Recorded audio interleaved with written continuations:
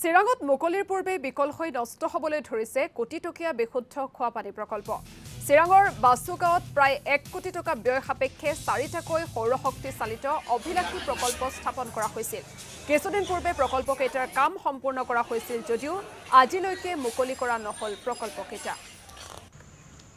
আৰু এই সন্দৰ্ভত আমাক সবিশেষ জনাব জয়ন্ত দেৱনাথে।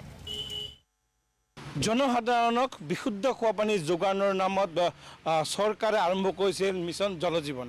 আৰু এই মিছন জলজীৱনৰ জৰিয়তে দেখা গৈছে গ্ৰামাঞ্চলৰ পৰা আৰম্ভ কৰি নগৰ অঞ্চলতো বিভিন্ন ধৰণৰ প্ৰকল্প স্থাপন কৰি ৰাইজক বিশুদ্ধ খোৱাপানী যোগান ধৰি আছিল। আৰু এই মুহূৰ্তত মই উপস্থিত আছোঁ বাছুগাঁও চহৰৰ পৌৰসভাৰ সমীপত এখন জলজীৱন মিছনৰ এখন বিশেষ আঁচনি, যিখন আঁচনি সম্পূৰ্ণ আঁচনিখন আচলতে পৰিচালিত হয় সৌৰশক্তিৰ দ্বাৰা। ইয়াত কোনো বিদ্যুৎ ব্যৱহাৰ কৰা নহয়। আৰু এই আঁচনিখন এখন দুখন নহয়, বাছুগাঁও চহৰত 4খনকৈ এনেধৰণৰ আঁচনি স্থাপন কৰা হৈছিলে। আৰু এই আঁচনিসমূহৰ পৰা বিশুদ্ধ খোৱাপানী যোগান ধৰাৰ কথা আছিলে। কিন্তু আঁচনিসমূহ বনোৱাৰ প্ৰায় আজি 4-5 মাহ হ'ল, 4-5 মাহলৈ এনেদৰে পৰি আছে। এতিয়া দেখা গৈছে এই আঁচনিসমূহত এতিয়া নিশা হ'লে দুষ্ট চক্ৰৰ আগমন ঘটে আৰু তেওঁলোকে ইয়াতে মদৰ আড্ডা বহায়।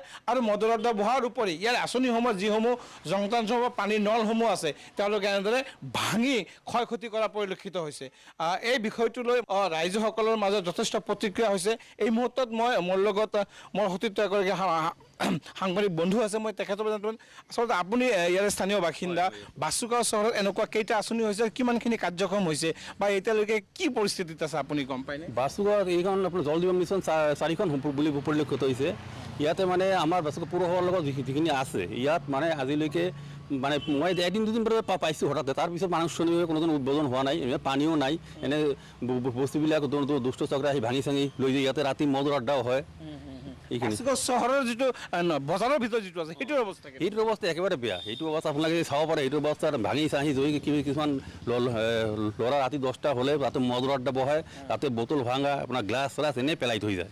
এইটো অৱস্থা খুব একদম বেয়া পৰিস্থিতি। চৰকাৰে কোটি কোটি টকা ব্যয় সাপেক্ষে খুব সুন্দৰ প্ৰকল্পসমূহ স্থাপন কৰে, কিন্তু ৰাইজৰ যিটো আচলতে ইয়াত যিখিনি এবাৰ লাভ হ'ব লাগে, বিশুদ্ধ খোৱাপানী লাভ লাগে, সেইখিনি পোৱা নাই। এই সন্দৰ্ভত আপুনি কি ক'ব? হয়, এইখিনিতো পোৱা নাই। যিমান মানে চৰকাৰী আঁচনি প্ৰকল্প হৈ আছে, চৰকাৰে ইমান টকা মানে খৰচ কৰি আছে, কিন্তু আমি খোৱাপানী আজিলৈকে পোৱা নাই, বিশুদ্ধ খোৱাপানী আজিলৈকে পোৱা নাই বাছুগাঁৱৰ পৰা। মোৰ লগত পৌৰসভাৰ সৈতে জড়িত এগৰাকী ব্যক্তি আছে, মই তেখেতৰ পৰা জানিব আচলতে এই প্ৰকল্পসমূহ বাছুগাঁও চহৰত কেইখন বনোৱা হৈছে? বাছুগাঁও চহৰত 4খন বনোৱা হৈছে।